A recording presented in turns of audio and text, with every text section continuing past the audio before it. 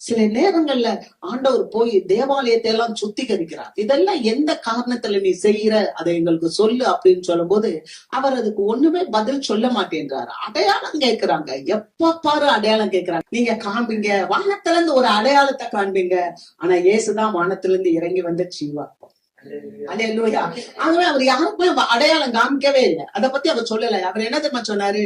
YONO எப்படி பூமியில அவன் மீனின் வயிற்றுல 3 நாள் இருந்தானோ, அதுக்கப்புறம் எப்படி அந்த மீன் போய் கக்குச்சோ, அது போல மனுஷகுமாரனும் பூமியினுடைய இருதயத்துல 3 நாள் இருப்பார்.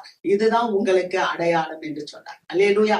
இன்னைக்கு அநேக நேரம் தேவ பிள்ளைங்க நாம அடையாளத்தை கேட்கிறோம், அது நடக்குமா இது நடக்குமான்னு சொல்றோம். ஆனா நம்ம எதை கேட்கணும்னா தேவ பலத்தை நம்ம பெற்றுக்கொள்ள வேண்டும். நம்ம விசுவாசிக்கணும், நம்ம ஆண்டவரை உறுதிப்படுத்திக் கொள்ளணும். நம்ம வணங்குற தேவன் எப்படிப்பட்டவர் அப்படின்றத நம்ம உறுதிப்படுத்தும் போது நம்ம இங்கிட்டு அங்கிட்டு சாய மாட்டோம். ஒரு கூட்டம் இருக்கு, அது பரத்துக்குரியதை குறித்து சிந்திக்கிறது இல்ல, அது பூமிக்குரியதையே அது சிந்தித்து கொண்டே இருக்கிறது. ஆகவே அதனுடைய முடிவு என்ன அப்படின்னு சொல்லி பார்த்தா அதனுடைய முடிவு அழிவு என்று சொல்லப்பட்டிருக்கிறது. ஆனா தேவ பிள்ளைகளாகிய உங்களுக்கும் எனக்கும் ஆண்டவர் என்ன கொடுத்திருக்கிறார்னா கிறிஸ்து என்ற ஜீவனை கொடுத்திருக்கிறார். அந்த ஜீவன் தான் குமாரன். குமாரனை உடையவன் ஜீவனை உடையவன் என்று சொல்லப்பட்டிருக்கிறது. அந்த ஜீவன் நமக்குள்ள வரும்போது நம்ம எப்படி இருக்கோம்னா தேவனுடைய பலத்தால் நிரப்பப்பட்டு கொண்டு இருக்கிறோம். அல்லேலூயா.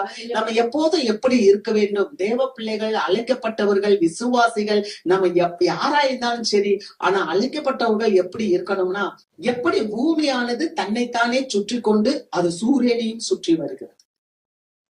அல்லேலூயா. ஒரு பூமி தன்னைத்தானே சுற்றும் போது அது ஒரு நாள் 24 மணி நேரம் ஆகுது.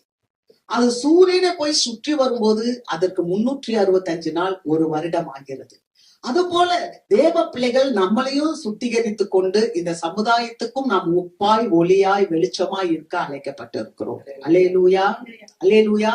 ஆகவேதான் வேதம் சொல்லுகிறது, எவர்கள் அழைக்கப்பட்டு இருக்கிறார்களோ அவர்களுக்கு கிறிஸ்து தேவ பலனும் தேவ ஞானமுமாய் இருக்கிறார்.